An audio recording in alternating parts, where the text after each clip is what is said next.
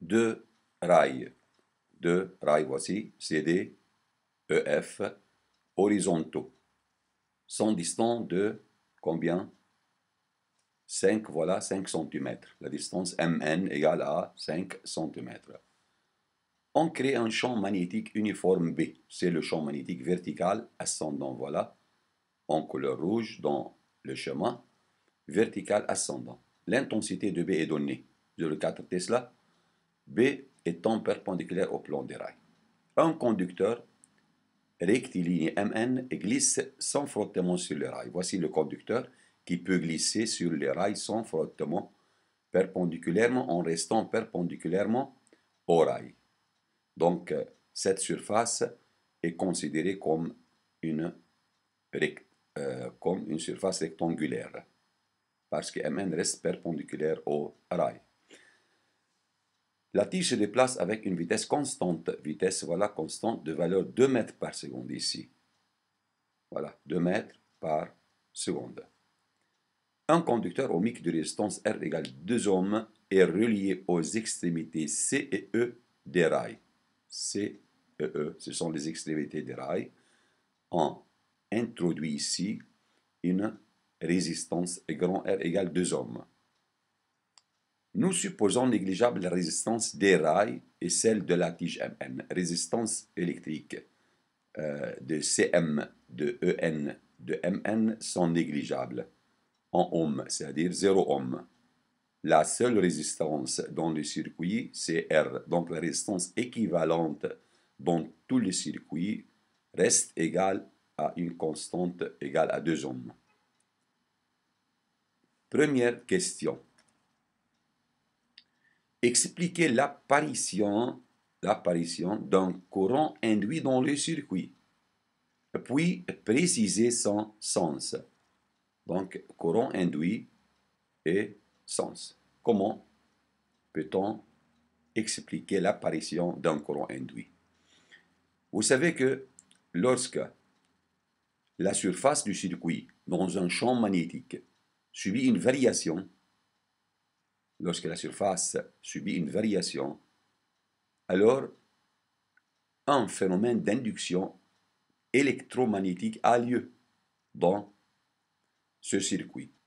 Au cours du déplacement de la tige, à droite, la tige se déplace comme ça, la surface du circuit induit va s'accroître.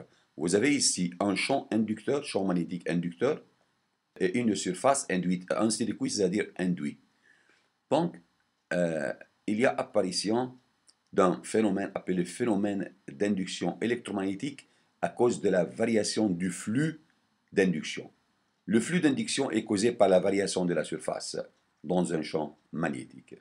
Donc, ce qui explique l'apparition d'un courant induit dans le circuit à cause que le circuit est fermé. Maintenant, le circuit est fermé, donc ce phénomène d'induction électromagnétique se traduit par l'apparition d'un courant dans le circuit. Ce courant, on l'appelle courant induit. Maintenant, il faut préciser le sens de ce courant. D'après la loi de Lenz. Voilà. Sens du circuit. L'interaction courant-champ B donne naissance à une force électromagnétique Fe opposée à la force motrice F, n'est-ce pas? Lorsqu'un courant induit a lieu dans le circuit, en présence d'un champ magnétique, alors ce courant électrique interagit avec le champ magnétique.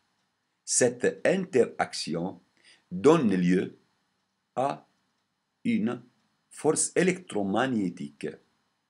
On peut définir cette force électromagnétique par la règle des 3 doigts de la main droite. Comment? C'est le sens du courant. I pousse ici. L'index désigne la direction et le sens de B. De même pour la force électromagnétique qui résulte de l'interaction IB. Voilà ici le schéma. Dans notre schéma, B vertical ascendant, la force électromagnétique qui apparaît doit être opposée au déplacement.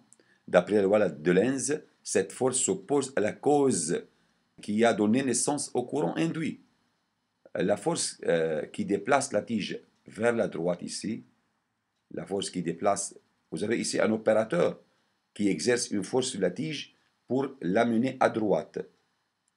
Donc, d'après Lenz, il apparaît une force électromagnétique opposée au déplacement de la tige, c'est-à-dire à gauche, horizontale à gauche.